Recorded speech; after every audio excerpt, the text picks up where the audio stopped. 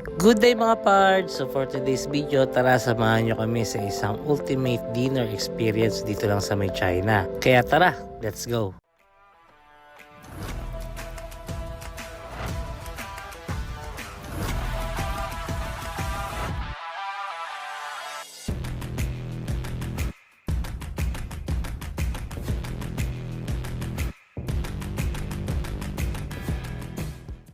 So welcome back to my channel guys, and nandito tayo ngayon sa another episode ng ating China trip. So andito tayo ngayon sa may Mumian Hotel, and guys meron daw tayong welcoming dinner kung saan ay kasama natin ng iba't ibang mga delegates and participants from all around the world. So let's start. So nagpakuha kami ng aming souvenir sa may photo booth, and ito makikita natin na napakaganda ng mga souvenir items dito, and all hand painted, and kagaya niya may participant from Philippines na si Maria Santos. So ayan yung gawa niya, napakaganda and napaka-artistic. So before tayo pumasok, ito at binigyan tayo ng isang welcoming drinks. So Sprite Margarita na mocktail yung sinerve sa atin, and pumasok tayo sa loob, and ito yung itsura niya. So kung makikita natin, napakaganda na table setup, and maganda rin yung lightning ng ating events place dito.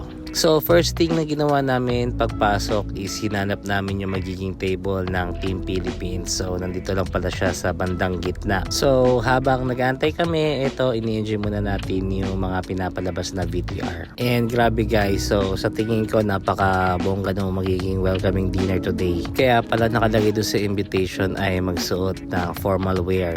Kaya naman pala kasi makakasama namin sa dinner ang Vice President ng Geely. Pero bago mag-start yung program ay pwede na daw kami kumuha ng mga pika-pika dito sa may glazing table nila. So sa dami ng masasarap na mga pika-pika and appetizer ay mukhang mabubusog ka na bago pa i-serve yung pinaka main course. Kasi bukod sa mga mini burgers and other appetizers, may mga dessert and may mga prutas na dito na talaga nga namang nakakabusog agad. Tapos may mga fresh fruits na juices pa rito, and mga nuts for appetizers. Ayan, meron din. And bago mag-start yung program, ito guys, may nangharana pa sa amin. So napakaganda ni ate, and napakaganda ng boses niya. So malabosa no ba yung kanyang datingan, and kasama ng kanyang mga banda. And habang kumakanta si ate, ito tamang kain muna tayo ng pika-pika. So kumuha tayo ng mga mini burgers, ham, french fries, and etc. So guys, ito kasama rin natin dito sa bar table si Sir GJ. So from Philippines din po si Sir GJ. And yun guys, bago mag-umpisa yung program, ito ay may picture taking daw muna. So isang click naman dyan guys ng pictures. So guys, yan yung mga participant na mga Geely users from all over the world.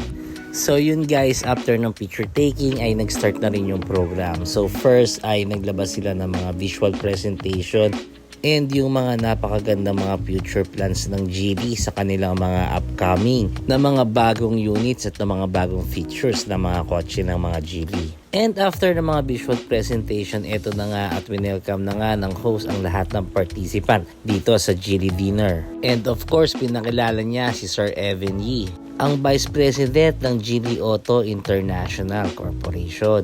So yun guys, at nag-opening remarks na nga si Sir Evan Yee, and winelcome niya lahat ng participant dito sa may China. And sabi niya sana mag-enjoy daw kami. So yun lang yung naintindihan ko sa may dulo ng sinabi niya guys. And ito nga pala yung set ng mga meals na kakainin namin. Grabe naman, ang haba, parang exam.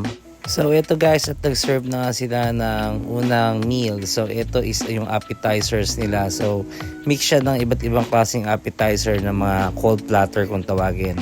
So meron tayong malan headband dito, may cold brine abalone, meron ding lemon plum tomatoes, vegetarian roast goose, and caviar smoked osmanthus fish. And wow guys, so lahat ng to is bago sa paningin tsaka sa pandinig ko. So never ko pang na-encounter itong mga ganitong appetizers. So tara guys, tikman natin to. So ayan, si Mrs. first time din niya ma-encounter yung ganitong mga appetizers. And in all fairness guys, so lahat naman sila nagustuhan ko, lalo na yung abalone, first time ko makakain nun. So para siyang pusit na maganit, and yung laman niya is parang similar talaga sa pusit. And ito guys, next na sinerve nila is yung Sister Song soup. So basically ito ay gawa sa fish na soup. So sea bass yung ginamit na isda. So, ang pakalasa ko dito is parang crab and corn yung datingan niya. So, ayos, nagustuhan ko to. Masarap and creamy yung soup. So, yung sumunod na dish is yung talagang tumatak sa akin kasi pagkabasa ko pa lang, garlic vermicelli, little green dragon.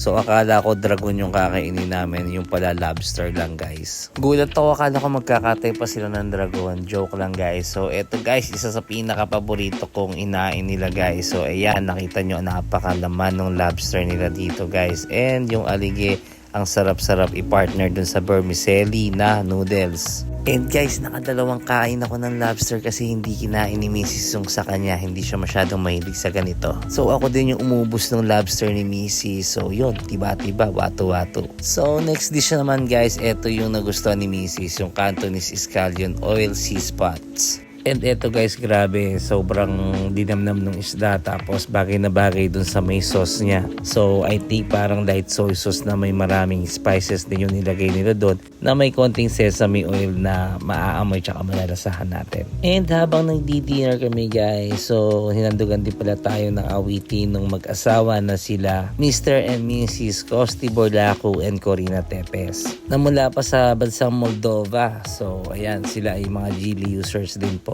And habang kinakantahan nga tayo nitong mag-asawa na parang Regine Velasquez and Ogie Alcacid, ay nag-serve na rin sila ng panibagong dish.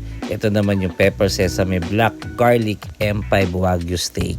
Grabe yung Wagyu dito guys, sobrang tender and sobrang malasa. Napakasarap din ng combination ng sauce ng Wagyu steak nila.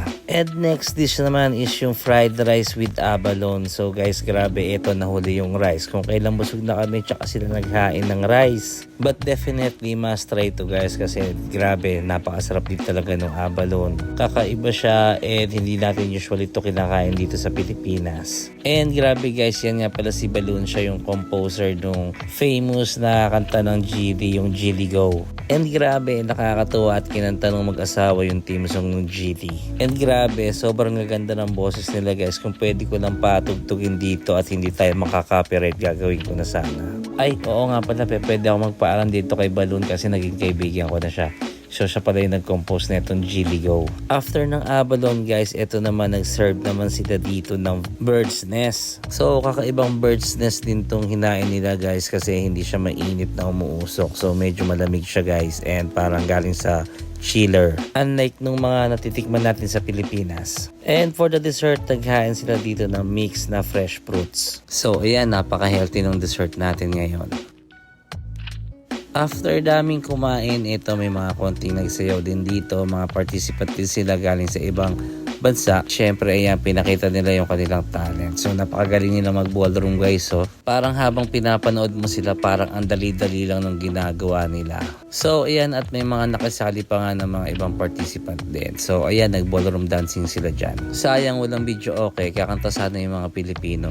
And habang nagkakasihan at nagsasayawan sila, ito naman ang Team Philippines nagpa-picture kay Sir Evan Yee, ang Vice President ng Geely. And guys, ito na nga at nasa stage din si Balloon. So, kinanta din niya yung iba niyang mga compose na kanta.